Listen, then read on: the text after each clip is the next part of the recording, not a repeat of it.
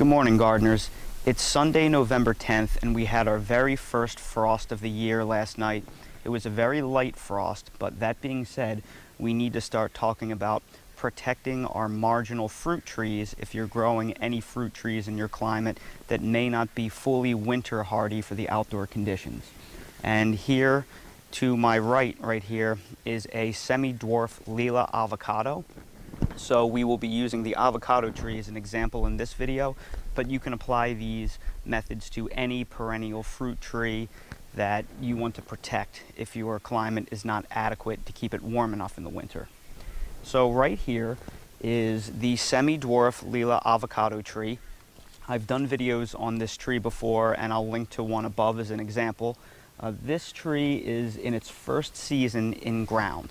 I bought it last year as a first-year graft, so it's a second-year tree, but I kept it in a container its very first year, and it's grown tremendously since I've planted it. Now, the Lila avocado is a type A Mexican avocado, and it's cold hardy to the teens. You will see a lot of different avocados marketed as hardy to the teens, but that is only the case for a mature tree, when the caliper of the tree is 6 inches in diameter or more. And the caliper of this tree is only a little bit more than an inch in diameter. So it's mostly green. And while a mature tree may be hardy very, very briefly to the mid to upper teens, this tree certainly is not. A hard freeze could do a lot of damage to these soft green wood branches. So it's very important that I protect this. Now, as I mentioned, this is a tree that when mature can handle the mid to upper teens. I think it's been recorded to have survived about 15 to 18 degrees very briefly. So that being said, it is a very marginally hardy Zone 8B tree once mature. I live in Zone 8A, and there is no avocado tree in existence anywhere that can tolerate a true Zone 8A. Zone 8A can get down to 10 degrees in the winters, and on 25-year freezes, you can even see upper single digits, as I did the year before last. We saw 8 and 9 degrees. So no avocado can survive those conditions. Truly, for an avocado to be safe once mature, you need a Zone 9A. So it's on me to construct my own microclimate in order for this tree to survive, because there's no way this could survive out in the middle of the yard. So what I've done is this right here is a brick house. It absorbs a lot of heat during the day, and it radiates the heat outward at night. So I planted it on the southern exposure of my house. I also selected a cold hardy semi-dwarf variety so I could keep it small so it will never grow over the house. So the actual home itself and the radiative heat property of the brick and the dwarfing nature of the tree itself should keep it marginally protected. And that is the case for when this is a mature tree on any given night.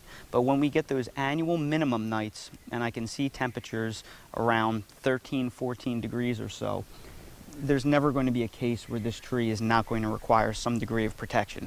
So I have a number of different elements here that I'm going to use in order to hopefully give my tree another 10 degrees of protection. And as I said before, because this is a young tree, it really probably needs a 9B climate. So I need to add 15 degrees of temperature protection for my tree in order for it to really survive the winters in my zone. And I'm going to show you everything that I'm going to do in order to accomplish this. And you can apply these to any marginal fruit tree in your climate. What you see right here in front of you is everything that I'm going to use to protect my avocado tree throughout the winter. And before I tell you what all of these items are, I want to let you know that some of these I bought from big box stores, in my case Lowe's, and the rest of it I got on Amazon.com. And I will place all the links to the products that I got on Amazon on my in the description of the video in my Amazon storefront. So simply check the description, and inside I'll provide the link to the storefront, and you'll be able to get these items. So the first thing that I want to discuss right here, you will need some type of incandescent strand Christmas lights. These are standard incandescent strand Christmas lights. They're 40.8 watts each. So each of these will generate roughly the heat of a 40-watt bulb to keep your plant warm. And that's going to be our heat source. That is what's going to add an extra degree of protection that we're not going to get naturally. And it's very important that when you buy these lights that you make sure that they are both indoor and outdoor rated. All 3 of those strands are rated for outdoor use. Next to it, you have 2 completely optional items here. You have an outdoor extension cord, and you'll need that extension cord if you have to run it over to your nearest outlet. Then I also have, and this is pretty cool right here, this is a wireless outlet. It connects to your Wi-Fi signal, and using an app on your phone, you can control each of the outlets on here. You can turn them on and off manually from anywhere as long as you have an internet connection. So this gives me a little bit of peace of mind, because if I'm on vacation somewhere and I can check my weather station and see, oh, it's going to be really cold tonight, I'm going to turn them on, and I can remotely turn the lights on from anywhere in the world as long as I have an internet connection.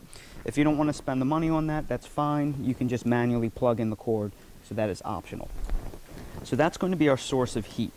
Next, we have to make our own sort of windbreak, and we need something to hold inside the heat. Some people like to wrap their trees in frost cloth or some kind of burlap, but I'm not a big fan of that, because that holds in moisture, and moisture over the course of months during a winter can lead to rot, and it can damage the tree. So I'm not going to use that. What I'm going to use here is fire brick. The fire brick, the idea here is that the fire brick will absorb the sunlight all throughout the day, and then at night it will radiate the heat back onto the trunk to keep it warmer during cold temperatures, and it will also add as a windbreak. So between the house and the rear and the brick around all 4 sides of the trunk, it will completely insulate the tree from any kind of wind. And you'll notice this brick has holes in it. That brick is, it's called cord brick. It is poured with the holes inside, and you're really going to want to use that, because we're going to take these pieces of rebar and we're going to place them in the holes in order to hold the brick up so it does not collapse. These bricks I bought from Lowe's. They're 65 cents a piece at my local Lowe's in North Carolina.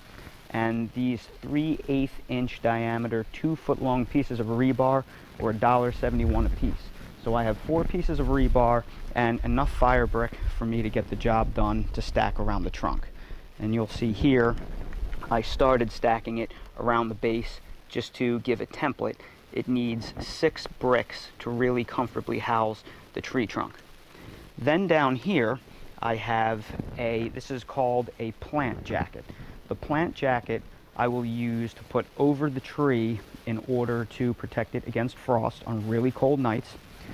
It has a zip tie on the bottom, so you can zip tie it closed around the tree and hold in any residual heat.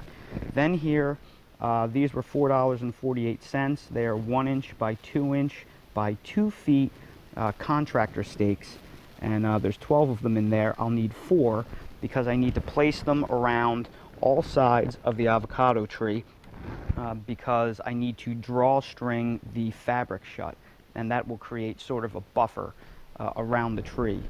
And that is everything I need in order to keep my tree warm.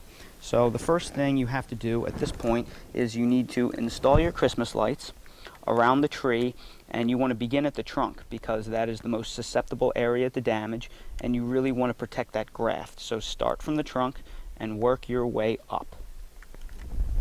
And here's the tree covered in Christmas lights. As you can see, I started wrapping from the base, and you want to make sure that you leave the male end of the plug a few inches outside of the base so you can connect it with an extension cord.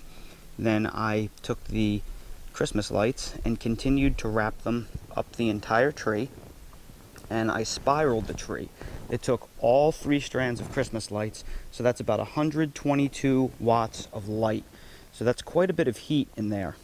And one thing I made sure to do was to get the Christmas lights inside the center bowl of the tree, since the most important things that we're trying to protect here is the central trunk and the inside trunks, because that is the hardened, more lignified wood in here. If you can see that, that is what we really want to protect, because if some of these outer branches that are green die, and there's a little bit of dieback during the year, we can prune it back to the hardwood and the tree will come back. So it's most important that we protect the trunk and the base. So now that I've placed the Christmas lights all around the tree, and I have about 122 watts of heat protection, I'm going to go ahead and I'm going to build the brick up. And I'm going to build it up as high as I can while using the pieces of rebar over here for support. And I'm going to go in an alternating pattern with the brick so I can create a structure that should be fairly sound and shouldn't topple over. These bricks have been placed as level as possible. I made sure to push the mulch back, and down here you want nothing contacting the trunk because you want the moisture to be able to escape. You don't want to create a really humid, damp, rot-inducing environment. Which brings me to my next point. I also put some fresh mulch down. One thing you want to make sure is you want to mulch your roots. Avocados love to send surface roots. You can see there's actually a little bit of root here. There's a root right there, if you can see that. They love to send surface roots. So for really all of your trees, no matter what they are, you should be mulching for winter protection, and also this mulch will break down over the next 3 to 4 months and give a nice little feed to the soil as the season moves on, to give your tree a really nice treat and keep the soil healthy for the spring. All right, now it's time to start placing the bricks. So what I've done is I've set these 2-foot pieces of rebar down, and I'm going to take these cored holes and I'm going to place the brick so it fits within an alternating pattern. And this is going to provide a better structure than if I were to use the same layout of brick the entire time. So what I'm doing is I'm alternating the spacing. So here, there will be a brick that is going to bisect the 2 lines that are already there. And that is how I'm going to build this little structure around my tree. I'm going to put another one back here. And then we're going to be very careful when we place the brick on the cord. We want to make sure that the cord is threaded in such a way that there's not a lot of pressure on the wire. So we want to make a little gap there. And one other thing to mention, you'll notice I'm not pounding the rebar into the ground. And that is because avocados have a lot of surface roots, and I do not want to damage the surface roots. So the rebar is just going to be here for structural purposes to try and hold everything together, but it's not going to secure the brick into the ground. And this is a total of 36 bricks that were placed around the tree, and that will protect the graft up until about 13 inches. And that is where the central leader begins to branch out, so that you keep the central stem warm throughout the winter. What I decided to do here was I decided to leave a little gap inside the brick, and that is where my power cord for the lights is coming out, because I didn't want to rest any of the heavy weight of the brick on top of the cord and damage the wires. Okay, now that we have placed all the bricks down, I'm going to take these stakes and I'm going to place them a few inches off of the tree. And the reason why I'm going to do that is when I put this plant jacket over it, I want the plant jacket to not contact the base of the tree, to try to keep it off the leaves a little bit. And that way, what will happen is if the plant jacket is right up against the leaves and it freezes the plant jacket, there may still be some residual damage done to the leaves. So I want to try to keep the jacket off the leaves as much as possible. So I'm going to place these stakes just a few inches off the tree to give it a little bit of a buffer. And I'm going to place the stakes a little bit off the vegetation of the tree, but I don't want to make the volume of air under there so large that the lights aren't going to be able to effectively heat the tree. So you kind of have to just eyeball it. This looks about right. And you shouldn't feel any resistance from roots. If you feel any roots, move the stake.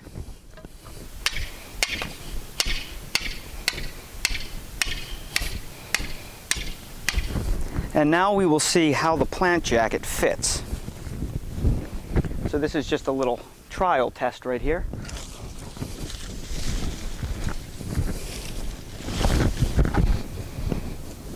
And you'll see the plant jacket fits really comfortably around the tree, and then you can tighten the drawstrings a little bit, and then that will comfortably hold the heat inside the tree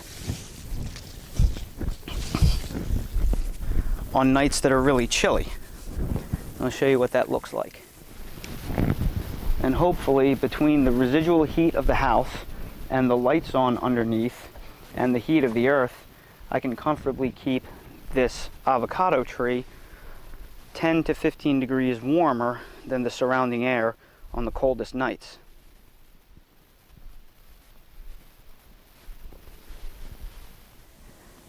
So I have the bricks on the avocado tree, I have my stakes placed, and I have all the string lights on.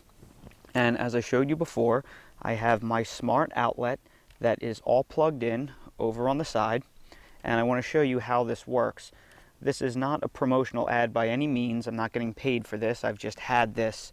I've had this and I used it last year with some success on my Satsuma tree, my Mandarin orange, which is all the way over to the left. And it worked very well because last year was its first year. So what happens is it comes with this app right here that's called Smart Life. And Smart Life, I titled my outlet Outside South because it is on the outside south face of my house. And when I go to that, it shows all 3 outlets, and it's plugged into outlet number 3, which I titled my avocado. And when I press it, it turns on. When I press it, it turns off. So just like that, I can turn it on and off from anywhere all over the world as long as I have an internet connection.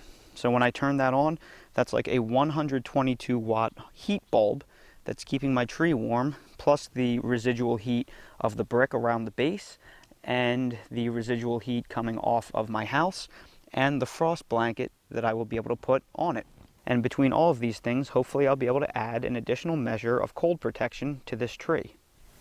Everyone, thank you so much for watching today's video. If you found it helpful, please hit that like button. And if you haven't already subscribed to the channel, please feel free to subscribe for future videos and more updates like this. If you're interested in anything that I use in the video, as I said before, everything that I purchased online is linked in the video description below in my Amazon storefront. Thank you all so much for watching, and I hope to see you all again next time.